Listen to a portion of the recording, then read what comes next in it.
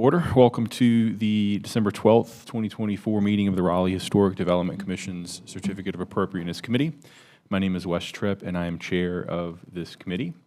This time I'll have my fellow committee members introduce themselves and highlighting their relevant experience. We'll start with Lauren and then work our way down.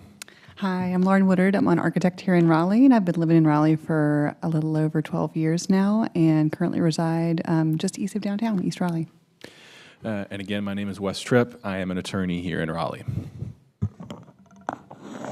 My name is Melissa. I'm also an architect here in Raleigh, and I live in a historic overlay district myself and have been through the COA process quite a few times.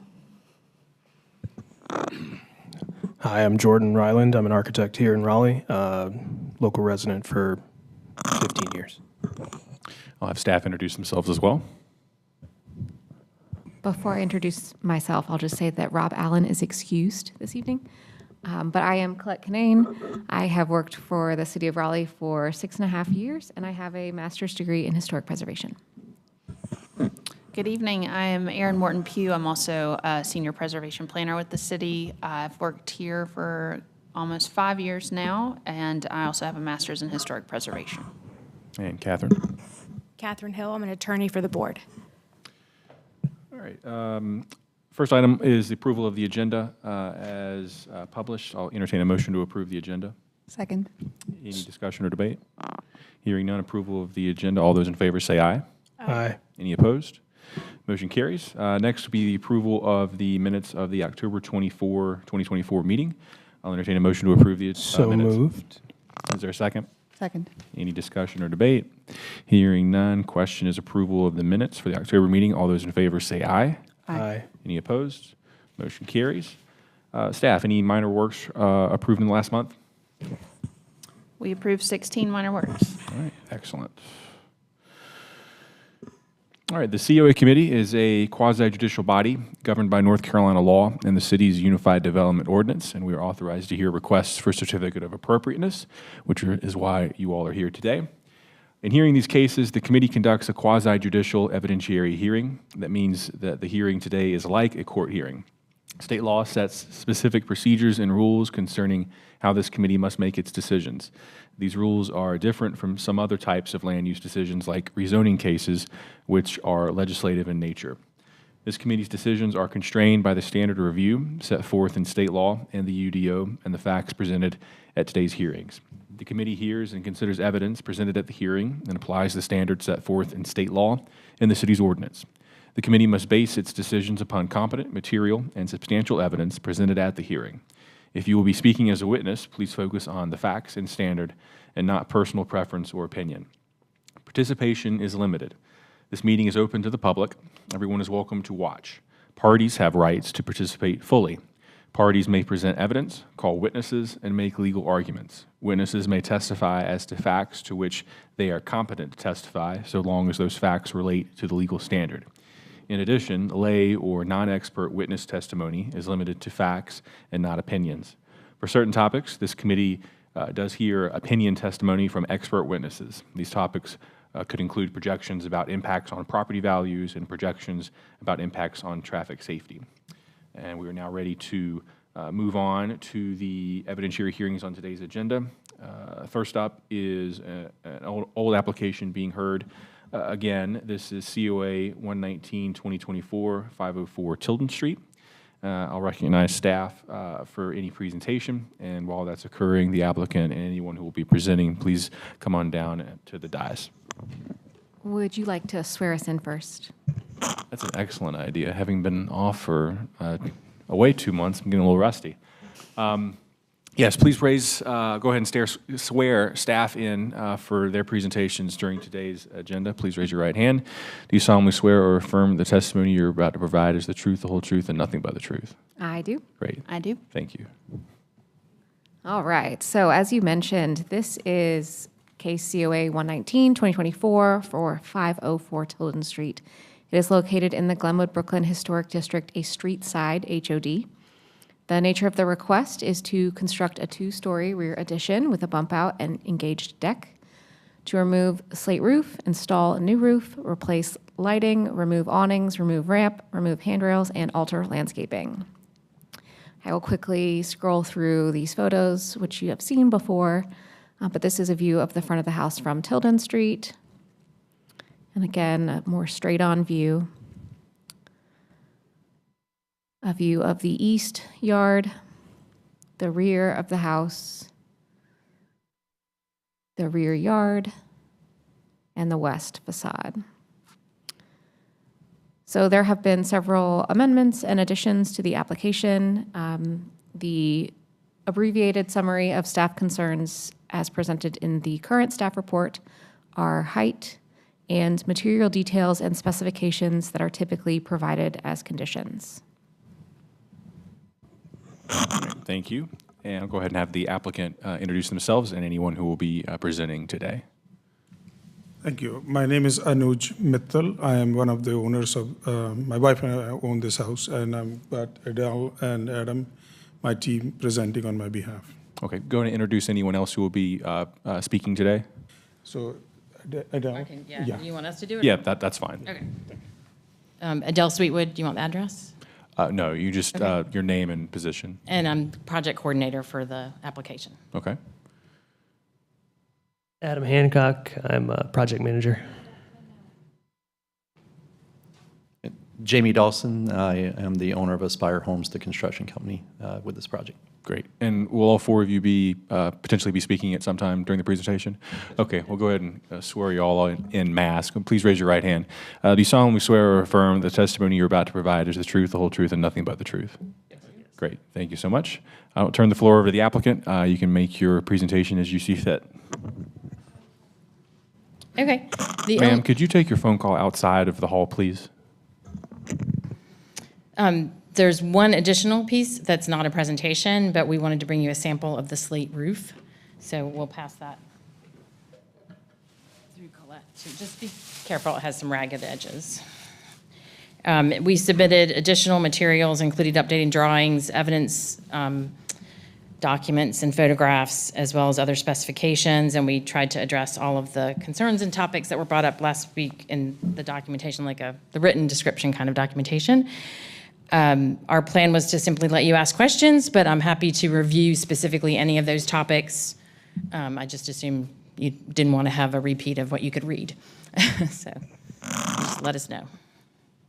That's the only new piece of information that obviously I couldn't email. All right.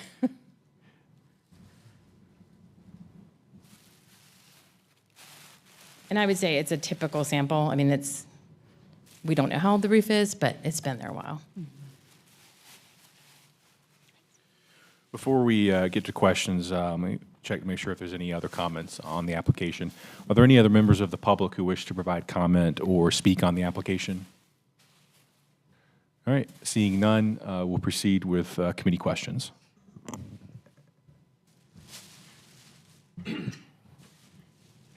Is that sample from the roof as it is now? Yes, it is. It volunteered itself. It was laying beside the house. Okay.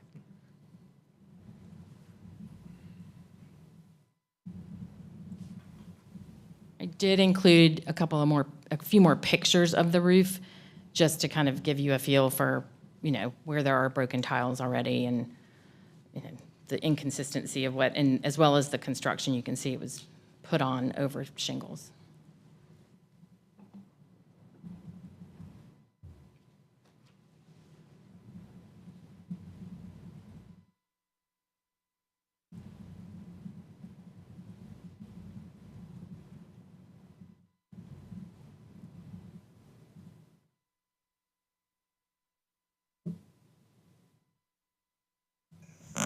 Any additional questions from the committee?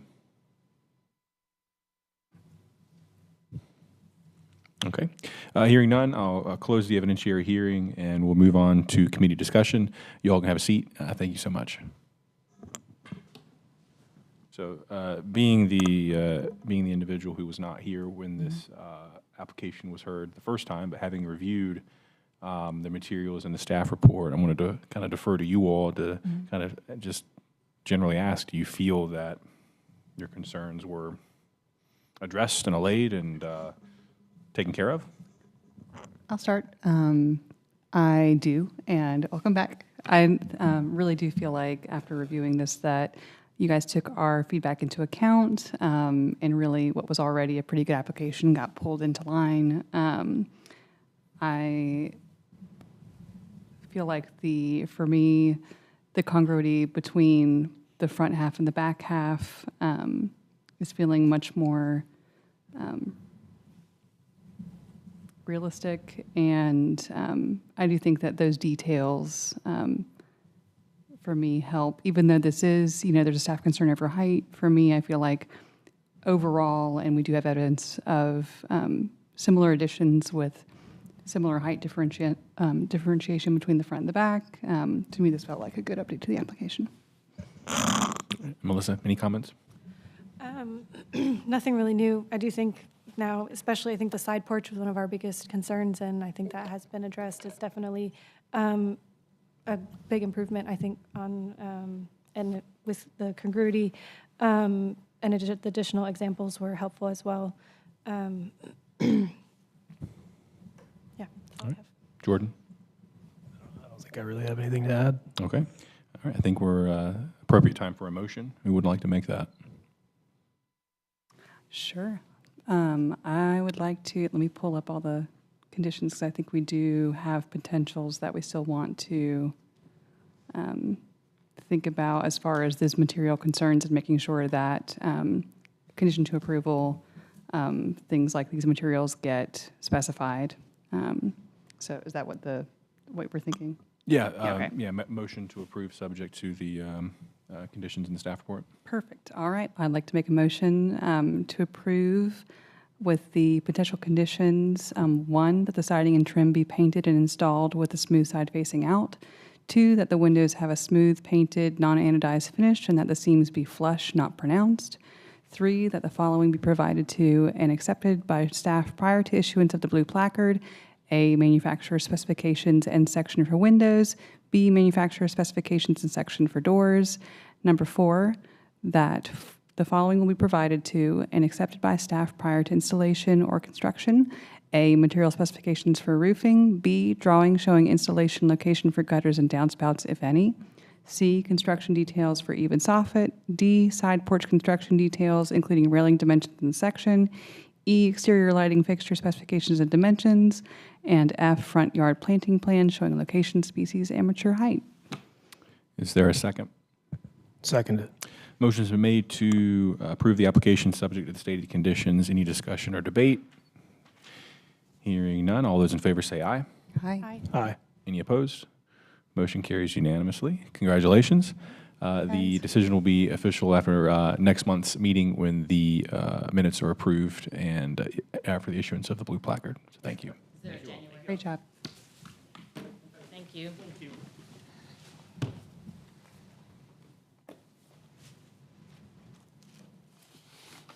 Okay, next is COA 134, 2024, 521 East Jones Street. Recognize staff for their presentation. All right, this is case COA 134, 2024 for 521 East Jones Street in the Oakwood Historic District. The request is to remove an existing rear fence and install a new 5-foot-tall black metal rear fence in the same location. This is a photo of the primary structure from the street and a better look down the driveway. That the fence line runs just to the right of this toward the back of the house. So we'll move down the driveway. There's an existing vegetation line that's going to remain in place, and a view of the rear facade. And this is the location of the existing fence. It's kind of hard to see in the pictures. It's just a wire fence.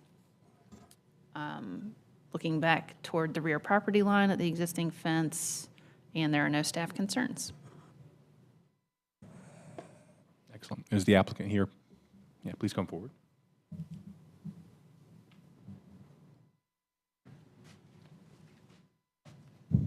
Please introduce yourself. I'm Ali Batuli. I'm the owner of the house. Great. Go ahead and raise your right hand, please. I want to swear you in.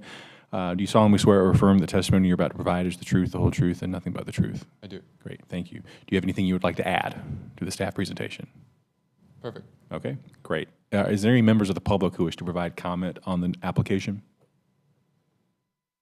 All right, thank you. You can have a seat. Thank you so much. We'll go ahead and close the evidentiary hearing.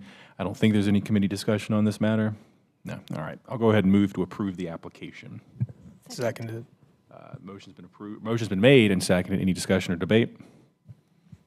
All those in favor say aye. Aye. Any opposed? Motion carries unanimously. Congratulations. I think this is the quickest application I've ever been a part of. The decision will be final after next month's meeting when the minutes are approved and signed. Thank you. This is an example of something that might move to a minor work someday when we get that new list approved. Sure. All right, next is 909 Oberlin Road. This is COA 135, 2024. I'll go ahead and recognize staff for their presentation. Sure. So as you mentioned, this is 135, 2024 for 909 Oberlin Road. It is in the Oberlin Village Historic District, which is a traditional HOD. The nature of the request is to construct a new primary structure, construct a 2-car rear garage, construct a rear swimming pool, install fence, install driveway and front walk, remove trees, and alter landscaping. I only have a very few photos here of the property. The house was approved to be demolished in a previous application, as were several of the trees. So an abbreviated summary of staff concerns, built area and built mass. The height measurement provided for the proposed structure is from the first floor level rather than grade, and the examples provided, it wasn't clearly noted, but I believe that they are from grade, so it's not quite an equal comparison. Issues of demonstrating congruity with a full concrete driveway and parking area, horizontal fence pickets, sided front railings, vertically oriented lap siding, gray unpainted brick, fiber cement panels, a front walk that does not extend to the street, the garage in the rear, the presence of square porthole windows and fenestration pattern generally, and a full glass front door. A proposed roof plan, garage elevations for the east and west facades, and construction details and section drawings for the porch were not provided. Some material details were not provided. It was unclear in the application whether the primary lap siding is intended to be wood or fiber cement, the dormer siding, and specifications for the green patio. It was also unclear if a pool is actually proposed as part of the application. It was included in some drawings and removed from others. Dimensions were not provided to locate the front wall of the primary structure from the front property line or the garage from the primary structure. No replacement trees were proposed, and then other material details and specifications that are typically provided as conditions. Great, thank you. Is the applicant here? Please come forward.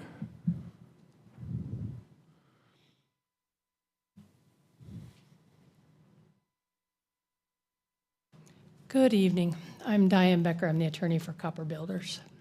And Mr. Walker, Charles Walker, is our landscape architect that will be working on the project and doing the presentation this evening.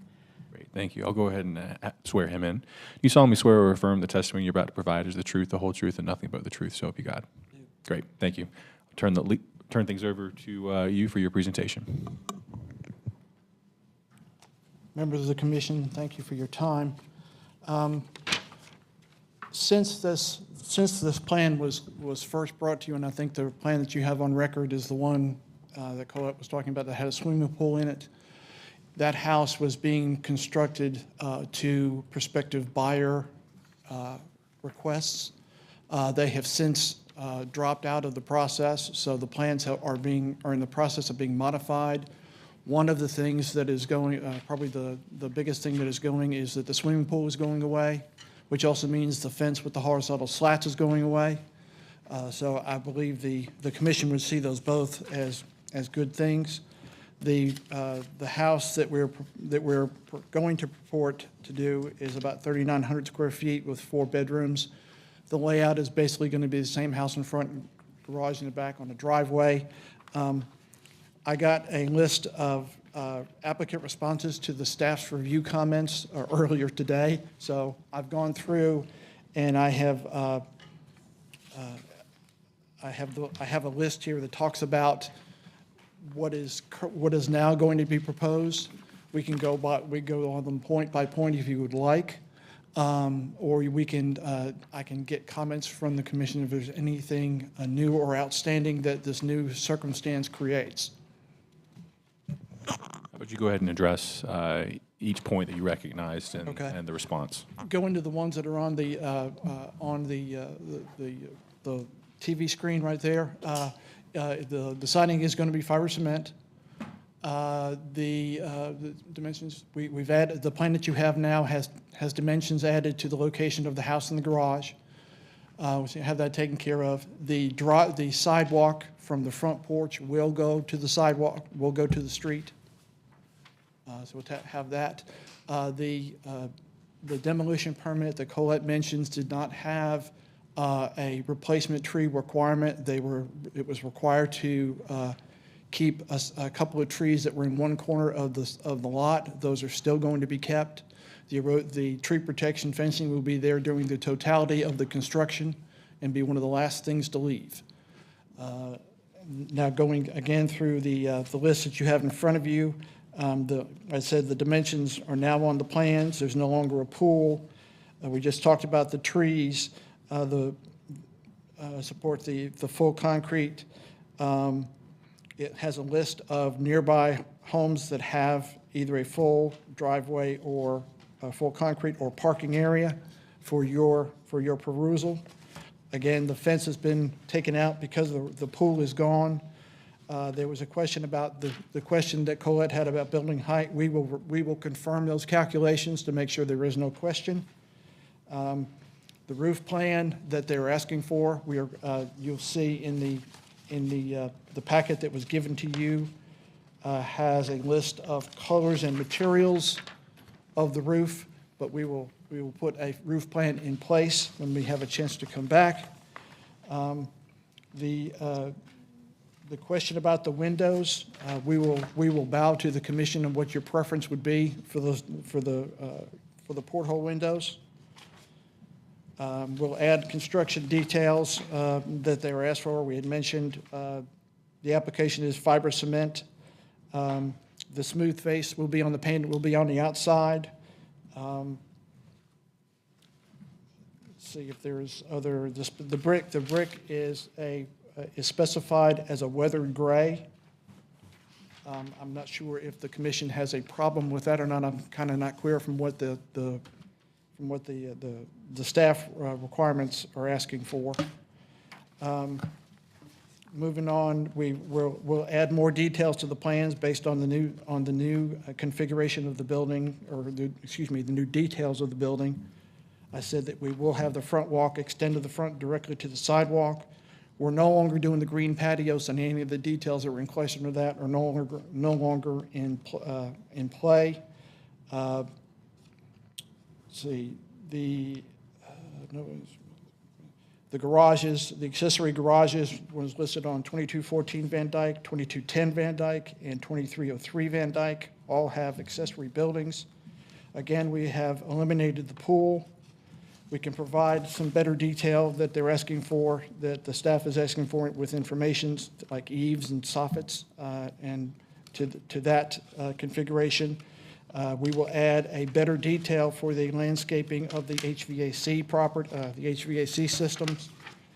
And as far as the potential conditions that were listed in the staff report, 1 through 5, we agree. Number 6 is the fence was being deleted, and again, we will provide the roof plan. We'll have the plan. The packet that you were given today has a series of lists of Andersons that the window type will be pulled from for that information, and then we will get you the extra information that you're asking for, which includes the exterior doors, the railings, both on front and back porch, and the detailing about the roof, which is questions that you have. And also, we will provide the garage elevations and material details. And like I said, we will provide a better landscaping detail on how to screen the HVAC. And all of the other ones that were remaining, you'll see that, that we're either not doing, or we will get you the requested information based on the modified plan. I know I threw a lot at you, and I apologize. Can we get some clarity too for the record of just kind of where we are with the application? So I hear that you have removed to the pool and the fence. Yes. And then are you amending your application to be consistent with the packet that you just submitted? Yes, I'm sorry I didn't make that clear, yes. Okay. And I guess the property owner's attorney can confirm that that's what's happening for the record as well. Okay, and then I also would defer to staff and the board as to whether or not you have what you need in here to be able to review it today, or if it's too much information. Oh, I'm definitely going to suggest we defer. Okay. Oh, I hadn't gotten to that part yet, but I also agree. Okay, I'd great. I rather just want to make I'd sure we're all on rather the same defer. page. Great, Yes. thank you. Yeah. Thank you for that. You can go ahead and have a seat. Are there any members of the public who would like to provide a comment on the application? All right, seeing none. Any questions from the committee? Okay. Go ahead and close the evidentiary hearing portion of this hearing. You can have a seat, sir. Thank you so much.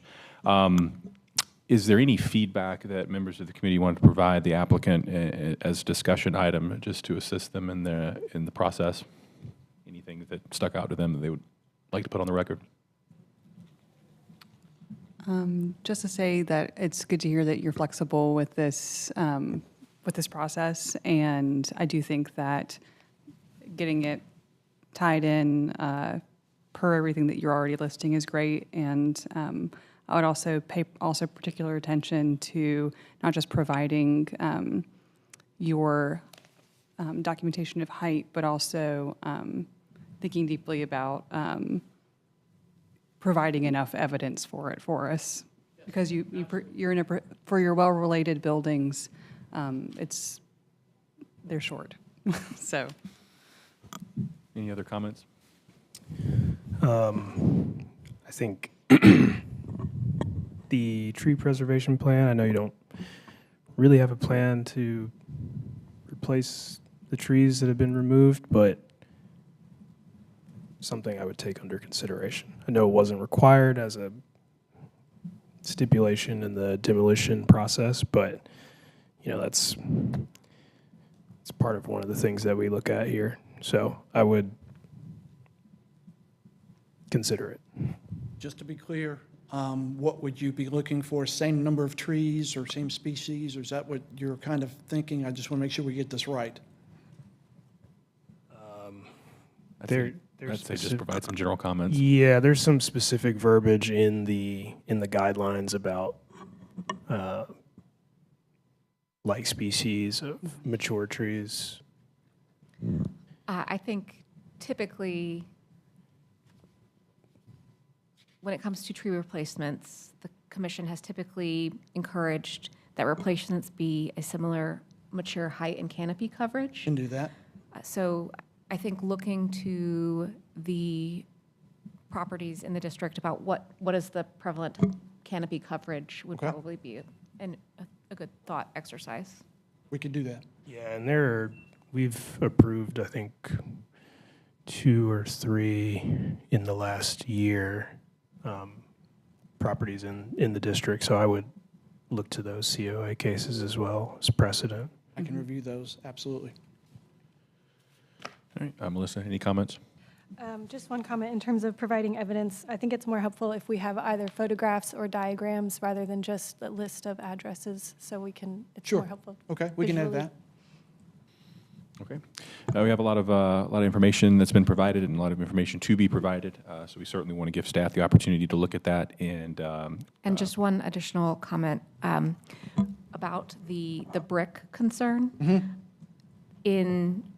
Based on staff's knowledge, inherently gray brick is not common in the historic district.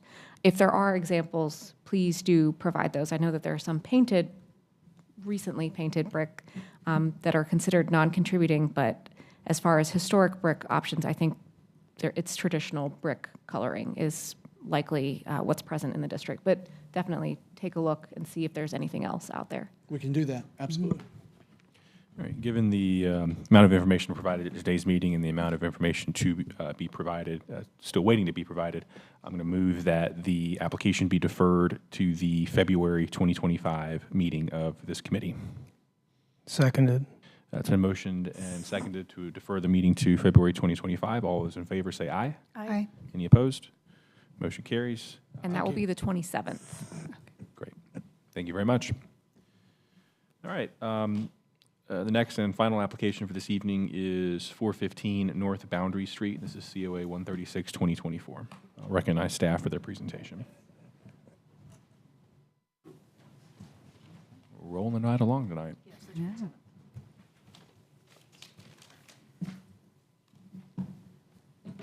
I don't know if we're going to make it to 6, but. Let's see.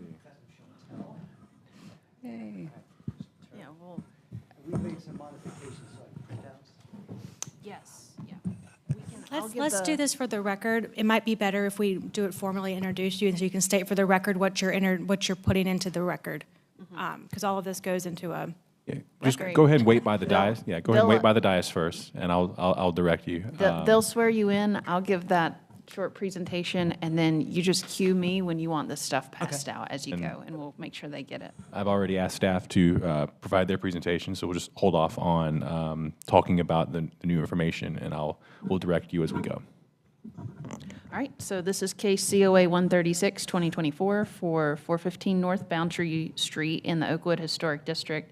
This is a partial after-the-fact application, so some of this work is completed and some of this work is requested to go along with what's already in place. So the request is to install artificial turf, install gravel, and construct a fence. This is a photo of the existing property at the intersection of Boundary and, I don't know, East, thank you. This is the storefront portion. You might be familiar with this case from a couple of years ago. I don't remember which one of you were on this committee at the time, but it's a historic storefront grocery with an attached residence and has a modern addition to the left as well as a new garage. And this is where the work request is proposed predominantly. So this is existing conditions of the side yard area, the driveway strips, gravel, and turf, the side yard as well. And then this is moving around to the other areas of the property. This is looking back toward North Boundary Street. On the far side of the garage, back side of the garage, and the rear yard. So the summary of staff concerns are evidence to support the congruity of artificial turf, demonstrating the inability of other solutions, organic material, or other ideas to handle the stormwater issues on site. Evidence to support the extent of the proposed gravel aggregate was not provided, and atypical proposed aggregate specifications. The applicant did provide a revised application via presentation, so I'm going to come get that pulled up. Colette will get that pulled up. And I'll turn it over to y'all. All right, we'll let Colette pull that up first. Let's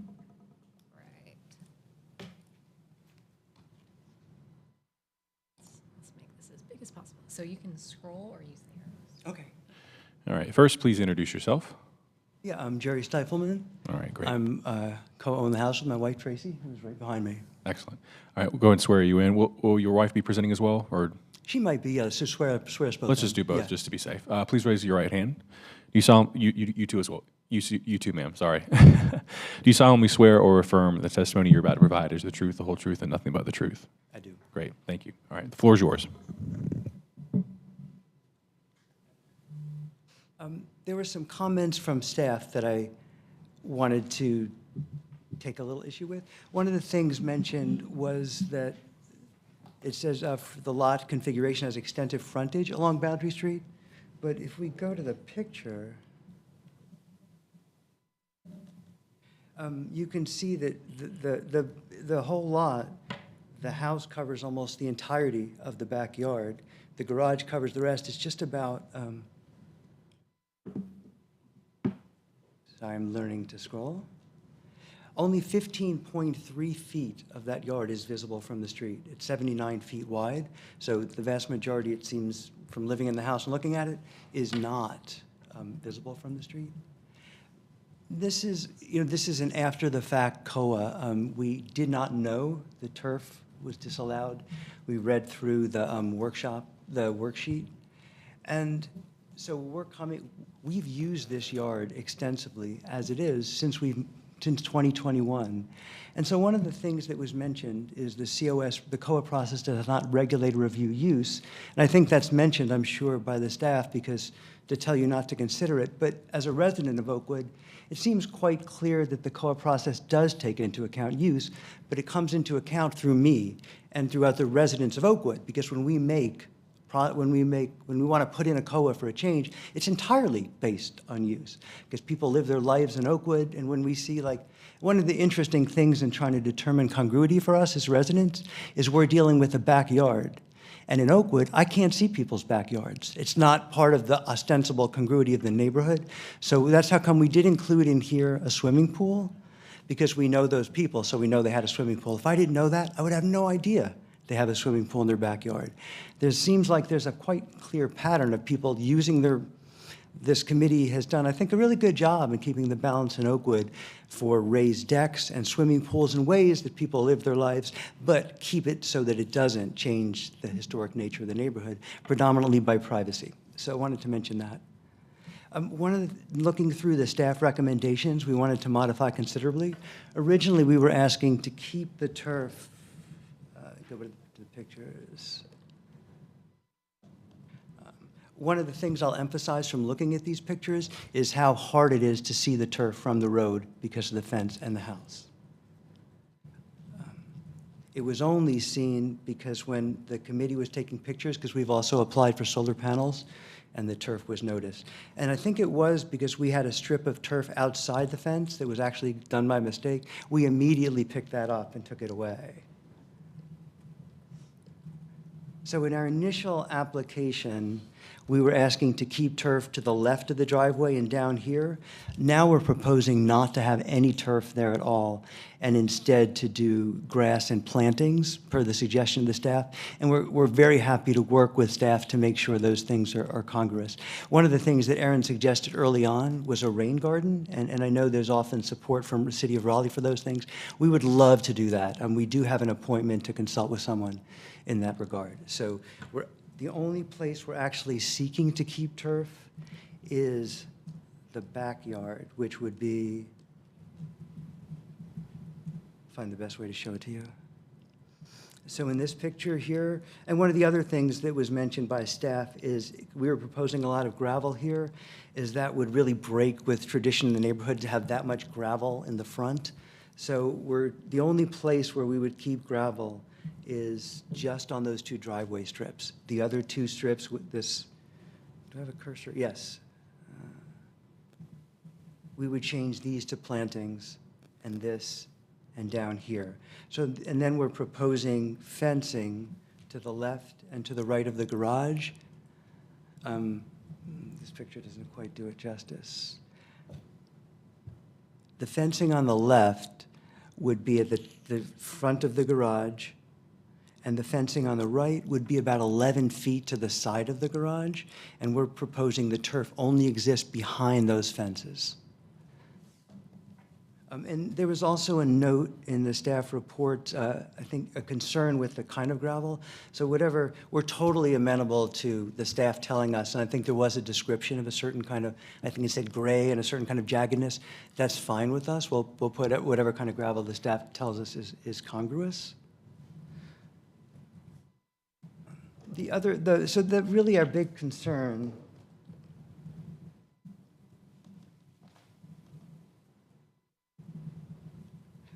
one of the other things we wanted to bring up is that we went and we did we're an incongruous property in Oakwood itself. There's only 4 commercial properties, and we're the only one that's converted from commercial to a residence. And so we took a look and we did some pictures and all of them have these kind of eclectic yards. And the point I wanted to make was they're just run with, there's some plantings and diverse things. We're the only people that have to recreate in our yard. A big thing for us is we have 3 dogs. We throw with our dogs every day. It's a very important thing. And that's where that turf is so important. That's why we're asking it to keep in that back area. And the yard is so eclectic. I'm going to go back to the overhead. What we've tried to do is knit these little pieces of a narrow yard into something that lets us have a life back there, and the turf has been really helpful with that. And although we're not going to say turf is congruous to Oakwood, that it's part of the history, what we are saying is congruous is this idea that the committee takes into account how people use their backyards. Somebody wants to have a swimming pool, their entire backyard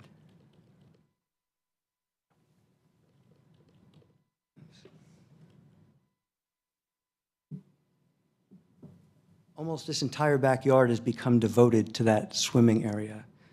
There's very little permeable surface there. There's just a little grass to the side. This example is someone wanted a driveway. A huge swath of concrete has been permitted that's very visible and not congruous to history to allow them that convenience. Whereas if you look at what our turf does, it's behind a fence, it's much smaller, and the turf is permeable. There's several, as we've shown here,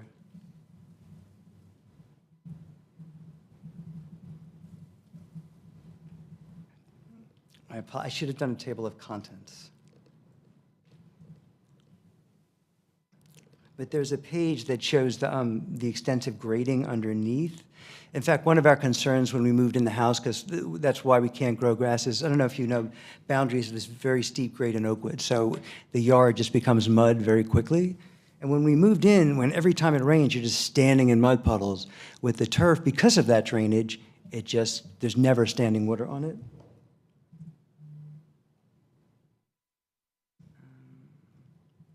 No, I had a picture.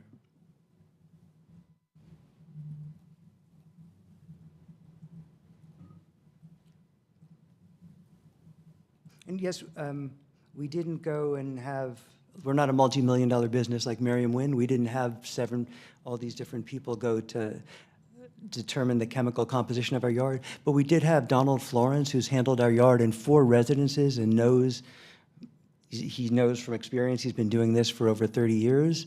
And he was like, there's no way you guys can grow grass here and use your yard the way it is, just by looking at it and by seeing the water run off and the lack of sun. So that's why we included that letter. So I think those are all the things that I want to bring up proactively if you have questions for us. Great, thank you so much. Still have to ask this question even though there's no one else here. Are there any members of the public who wish to provide comment on the application? All right, hearing none, we'll proceed with committee questions.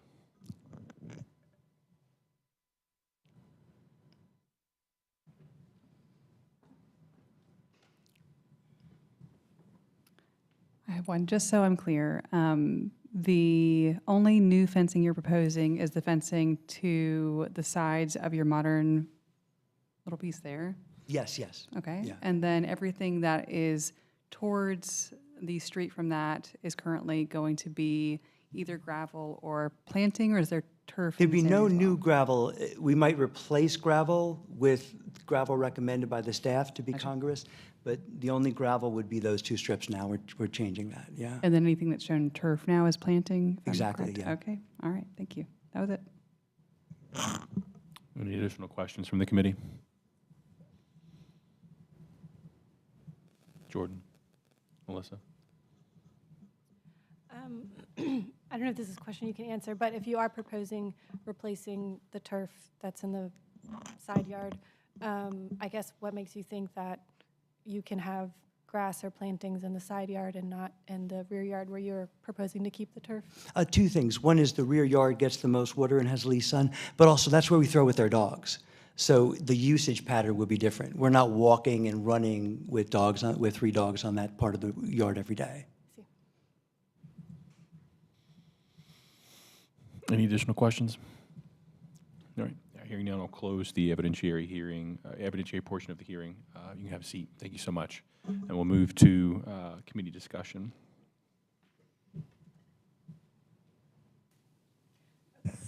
I'm sorry, I should have done this earlier, but I think we're good for the record, but just to confirm that they've modified their application to remove artificial turf on the west side of the house. Was that the correct location? I'm sorry, I know you just closed it. It should be in here, though. Or at least the side, I guess we could just, Yeah, it's the west side of the house, but south of the garage. So that Yeah, quadrant. That site plan is pretty small, but that'll This is the show west it. side of the property. yes. West side of the property, okay. And that was the only amendment to the application? Except for maybe the type of gravel, which I don't know if that was settled. Yes, well, there were some minor things, too. Can I talk again? Yes. All right. Yeah, I just wanted to make sure when- the record's clear, I'm sorry. Yeah, no, thank you for taking everything so seriously. When Aaron and Colette were taking pictures again, they noticed in our backyard that we have a vertical shade. We actually have 3 of them. And we basically asked if we could take those down. We're totally amenable to taking those down. We've already, and the other thing, though, I'd love to talk about a second, I should have mentioned it, is we have a cattle gate. I think it's one of the. So what we can do is you can modify to remove anything, but if you're, I don't know if this is what's happening, but if you're adding anything new to the request, that will need to be done not outside of this meeting. Okay, what this is about is a request to take something down, and we would like to not take it down and explain why. Got it, Okay. okay.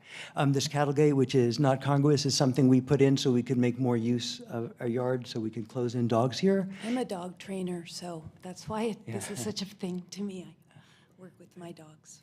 And what the cattle gate allows us to do, because it's so light, is not make anything permanent. We don't have to put in a post. It's just 2 screws in the existing post.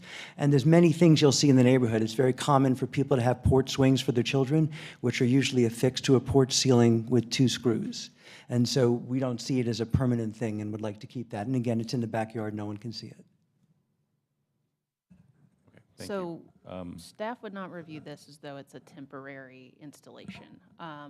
The intent of the design guidelines and the way that those get applied would be, I mean, porch swings are pretty typical and all over the place in terms of congruity. This fence design is not something that we have seen before.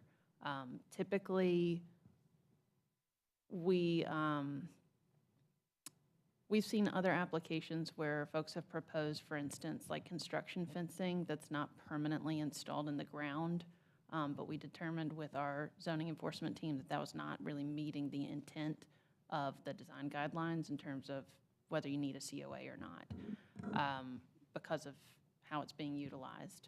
So that's just something to think about. We did not know this was here until we did our site visits, so it's not really addressed in the staff report. It's just, and it's not part of the, was not a part of the work request, so it's just noted in the potential conditions for consideration since we're adding yet another zone of fencing essentially in this very small yard. But however y'all decide to address that, I'd say just come to an agreement with the applicant on when and how this will be applied, like whatever that final condition is, as Catherine allows. Yeah, so they're asking to do what the condition would require. Is that right? By We're removing it? asking if the condition is requiring us to take away the fence, we're asking to keep it. And just for clarity, Oh, the I see. gate, the kind of porch swing I'm referring to is not the traditional porch swing. It's the kind of ones that are usually brightly colored plastic for one like child to go in with a little seatbelt. They're not the least bit congruous to a historic neighborhood, but they're very, very common in Oakwood because many people, it's a family neighborhood. So I totally commend the committee for allowing it. I think he's referring to condition 2. Right, so you're asking to allow the gate to remain. Exactly. And was the gate included within the scope of the COA request? No. Okay, that's what I'm trying to figure out because. Because it only came up when they took pictures and it was noticed by staff and they asked us to take it down. Okay, but it is attached to the fence though, right? That was within the scope of request? So the fence it's attached to is already approved through a previously approved major work COA. The fence being requested is in a different location on the west side of the house. Okay, Well, I mean, I would ask you guys if you're comfortable having that being added to the application, if you think you've had enough to review, and if the board's comfortable with it too, without having to defer and actually submit it as part of the scope of work and amend the application and then come back. From a staff perspective, I'm not sure that we could find examples or evidence to support the congruity of this installation. So this, very similar to the turf, is, you know, the ask is what the ask is. If you determine it to be congruous, or if you need more evidence, that's your determination to make. So if you're comfortable with it, you know, that's your prerogative. And what we're suggesting is that throughout Oakwood, there's many things in people's backyards that are obscured from the road that aren't historically congruous, but are permitted because of how people use their yards and recreate in privacy. Playgrounds is another good example of that. Typically, I've never actually had a situation where you've added something more to the scope of work that wasn't included in the application. The only thing that makes this a little bit different is that it was listed in the staff report as a staff concern, which was part of the board docs materials. So I would really defer to you on what you want to do. And if we're being, this is my first experience as well, so just to make sure that the full work request is clear, it appears that there are 3 pavers requested on the west side of the garage as a part of that amended, you know, what the final surface material requests are forward of the fence also.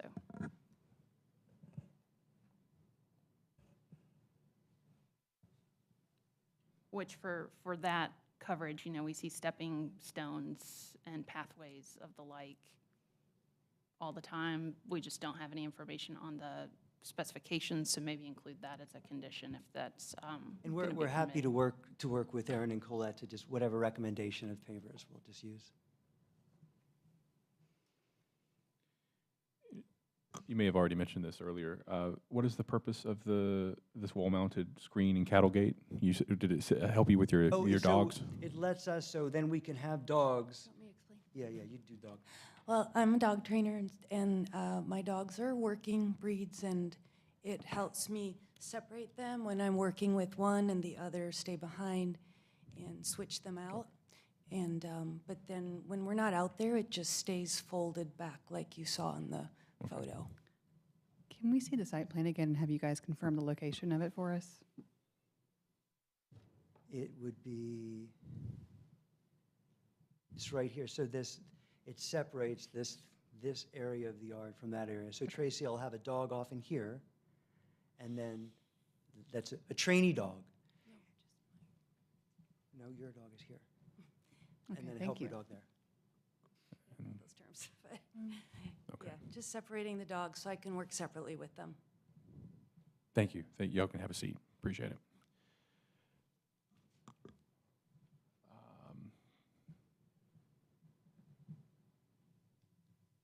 Just to reiterate what has changed, the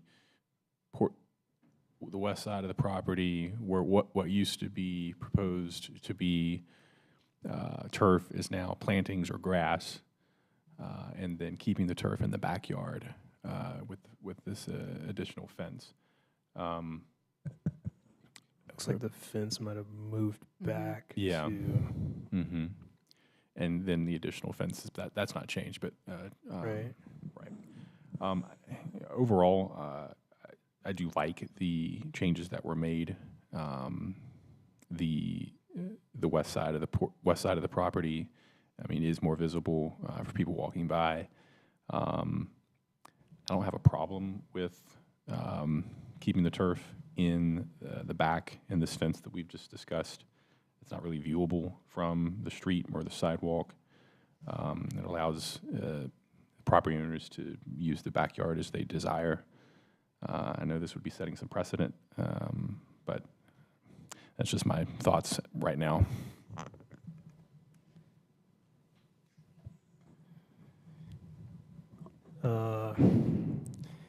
Yeah, I guess question for Catherine and/or staff, since this is a sort of after the fact application, what's the proposed remedy here?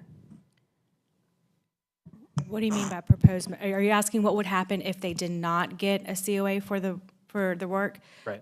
It would be an enforcement issue. I would have to defer to staff on whether an enforcement case has already been started or not, but it would go through the process to require them to come into compliance. Essentially remove the turf. Yeah,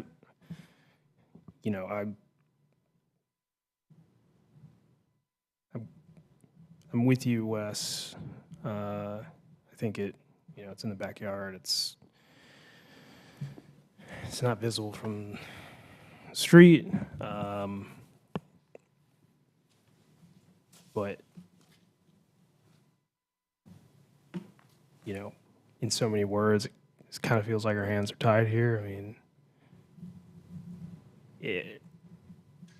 help me come to a different conclusion if you can. I mean, we don't have to use this as a precedent-setting case, but it's difficult to, say that and have it not be true. Right. I mean, it's not congruous with the vast majority of the neighborhood. We do have an example of the Merriman Wynn house where it was installed in the back. Special circumstances there where you had a property that, it used to be a parking lot. It became grassy area, difficult to grow grass there for various reasons. Evidence was presented of that fact. Here you have some similarities. You have a property that is how it's situated.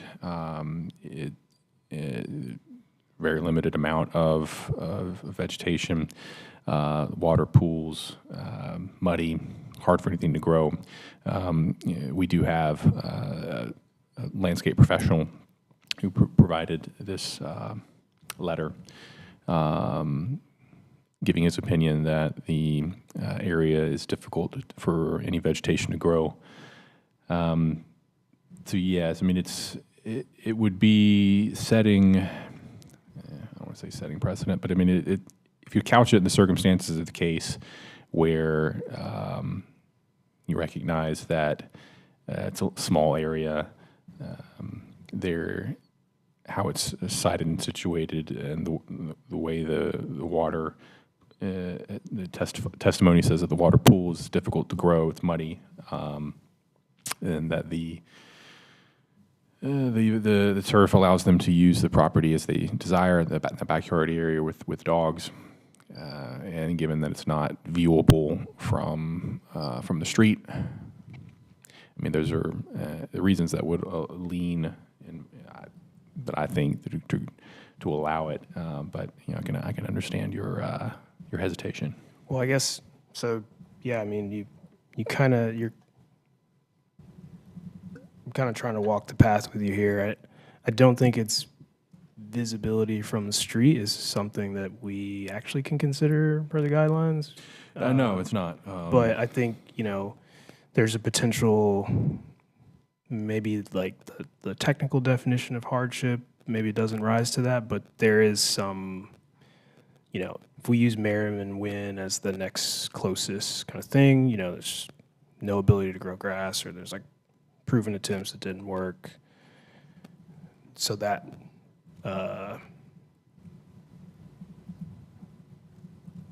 allows a little leeway for things that are not grass, and then that's where we introduce turf.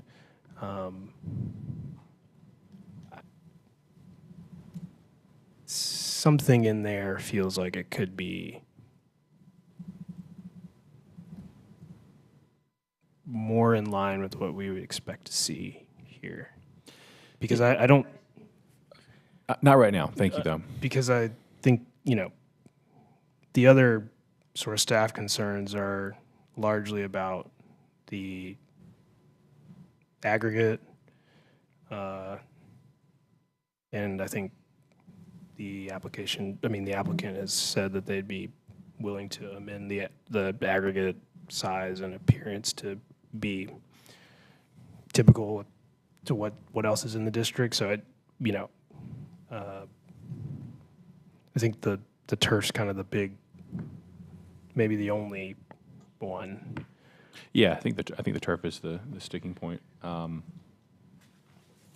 But Go ahead. Lauren, Melissa, I'm feeling in agreement with the things that have been said in terms of that this feels very close to what something that could be considered, at the verge of making a decision towards the turf, because it is so obscured from the street. Not that we are supposed to be taking that into account, but I think the applicant has also made concessions to create congruity in visible areas, which I do think is something that should be considered. But the congruent fence, congruent planting, in the more impactful areas.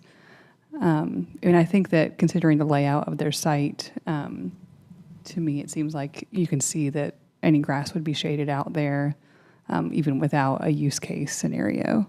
So, if we want to go forth in the steps of Merriman Wynn and ask for evidence that previously no grass was able to grow, I guess that could be, a move towards shoring up the same kind of case.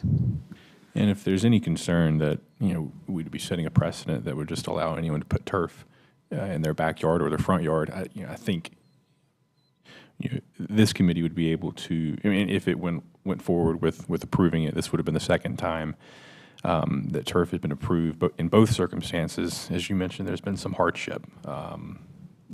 Merriman Wynn, this is backyard area that wasn't just nothing able to grow. Here we've been presented with evidence that that backyard, there's just nothing able to be grown. So there at least would be some kind of precedent would be set where if there were hardship in the backyard where grass was not able to grow, then turf could be an acceptable substitute.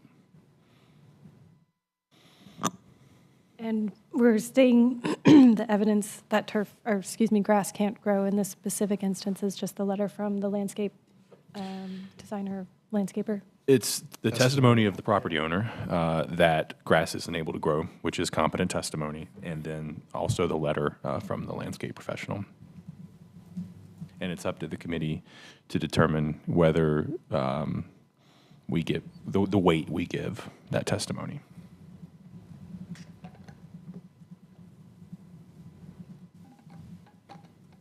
But I guess all that to say is it's not like looking at the Merriman Wynn case and then looking at this case, there are similarities, and we're not, we wouldn't be blazing any new,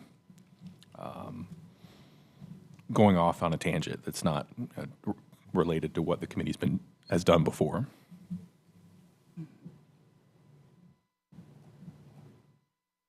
Does it matter if we were to make any, now that the turf in the front has been removed, but a clause that because it's not visible, or does that matter? I think that's a better question for Catherine or staff.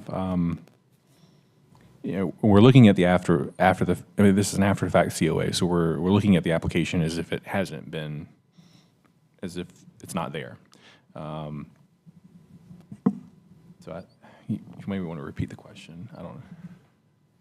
You can repeat it one more time, but I think I got what you're asking. Does it matter, or does it make any sense to include any sort of I don't know if it's a condition or a clause that where the turf is being proposed is not actually visible from the street? I'm trying to think about how to do that in a way. Let me make sure I'm clear too. I thought that I heard it is not going to be visible from the street now. Is that the case? And so you want to make sure that going forward in the future, it remains not visible from the public right-of-way. I think that's a fine condition to include, and I can start working on maybe a way to write that.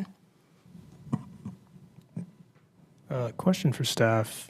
The primary street is Boundary, correct? Yes. So everything we're seeing in front of this existing garage is technically the front yard? Yes. And, I guess sort of the deck, the covered deck, and that little section of turf in the back is the backyard. But that, I mean, this is really just for my education, but. In this case, I think everything around that garage is really more of a side yard. That's the uniqueness of this property. Right. And what I intended when I noted how much frontage this property has is that there's no real backyard except what's tucked behind the house there. Right. It's just an atypical, even for a corner lot, an atypical condition. Yeah. Yeah. No, I think, Melissa, that seems like a good potential condition to include. What do we think? I will tell you what is in my head right now. The cattle gate is a tangled knot for me. It's not in the application, but it is in the conditions. Like, it made its way into the staff report, but only as a condition. Not it's, or maybe I'm missing it, but it's not part of the congruity analysis.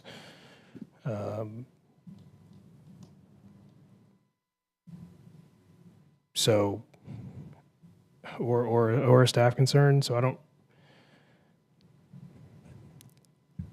I'll really just say, anything that wasn't in the work request, we don't evaluate in the staff report. Right, which is why it's just confusing that it's in the potential conditions, but I don't know how to address that. What do you Yeah, talk to me? I understand your concern. My opinion on it is, given that it's in the backyard and not viewable from the right of way, I'm not really that concerned about it.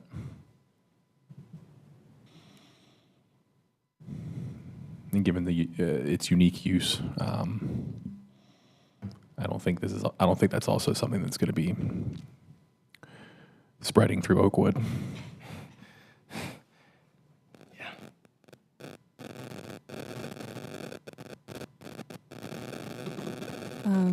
I do have a question for staff, just to clarify. In your estimation, when you put it in the potential conditions and saw it on site, you were identifying this cattle gate as fencing, correct? Yes. To put it under the guideline of fencing. It is a type of fencing. Correct. Doesn't go under site stuff. It doesn't This go was my under- attempt to handle having found that condition on site as it not being a part of the current work request. Right. And the potential condition to remove it is based on your staff's opinion that it is incongruous. Yes, and there are multiple forms of fencing on this property already. So that is either maybe a third type of fencing that would be installed. Yep. Okay. Thank you. Let's see. I mean, to follow up on my question, I do have concerns over the cattle gate, even though it is, in hardware style, removable. I do think that it is of a type of, it is a piece of a system of fencing that has certain detailing and material quality that is not congruous with district. And that is being a stickler, but this is what we're here to do. So and even though it isn't visible, I think especially because we already do have congruous fencing being proposed and already on this site, I don't think it would be a great leap for this use case to become a congruous piece of fence. I understand the use case for it, and that it's from a standpoint that we're not here to evaluate that it is convenient, but I do think that this is one piece that feels like it is fence. In any other case, if we were looking at this plus 10 feet more of something just like it, I think we'd be thinking about it differently. So for me, that's a piece that I do think if we're going to address it in this application, and it's going to be one of our conditions. I do support its removal. Can I make a suggestion? Because I hear you guys struggling with the fence, because it kind of came up on you today.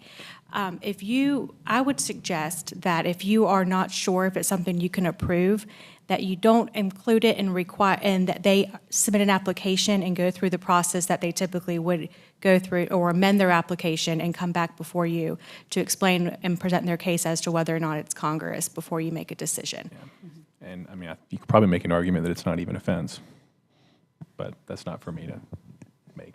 But just throwing that out there. I do think that's probably a good idea. Depending on your heartburn on that, another option, and I think you should check with Catherine and with the applicants to see what the preference is, would be to defer the application and allow them to add it into the work request for January, and we can renotice it with the full work request. Otherwise, potentially you could approve something tonight, but they would need to restart this 2.5-month process for the gate separately. So see Catherine nodding I'm in her head. agreement. I think that would be technically the right way to do it. Yeah, what's the filing deadline for the January meeting? December 27th, although December 30th is when we'll start writing the staff reports. So if that is enough time to have it in on the morning of the 30th. Or would you rather it be deferred to the February meeting? You're discussing some things that are addressed in our co-op. That's why I'd love to speak to them. Yeah, please come forward.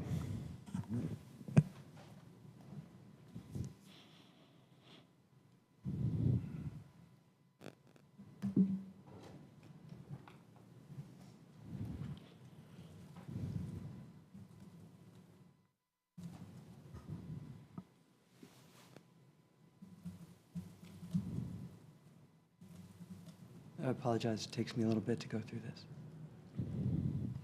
It might be on our first page.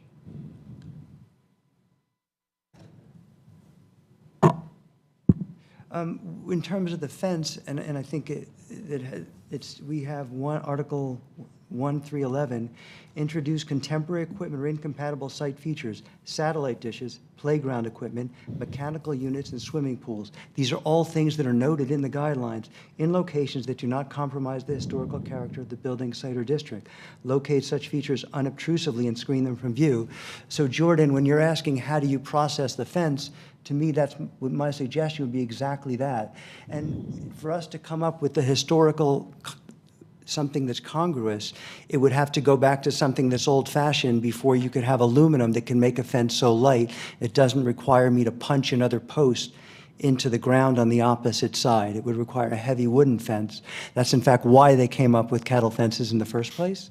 And so it's a modern thing that allows us to use the yard better, that easily could be taken out by another resident and is not visible to the street. So again, this is this thing that I think the committee has done a good job over the years with balancing how people live their lives with the congruity of the neighborhood. And one big balance for that is if it's not visible from the street, just like swimming pools and things like that, and satellite dishes. Okay. Interesting, just as an aside, in doing our research in the second there's the historical overlay written by Matthew Brown, and there's a new one, and one of the things that note is that people in middle-class homes in Oakwood actually had cattle and farm animals. So there's an element of congruity there, perhaps. Anything else? No, I think that's covered. It's just what I wanted to mention because it is something in the guidelines. Okay, great. I appreciate it. Thank you. Anything else? I just wanted to add that as you said, it really isn't a fence, it's a gate, and it swings. It's not attached anywhere. Pretty much could be just a huge baby gate, really. Okay, thank you. So given that this fence, cattle fence gate was not included in the scope of work, I'm going to move that the application be deferred to the February COA committee meeting to allow the application to be amended to address the gate. Is there a second on the motion? Seconded. Any discussion or debate on the motion?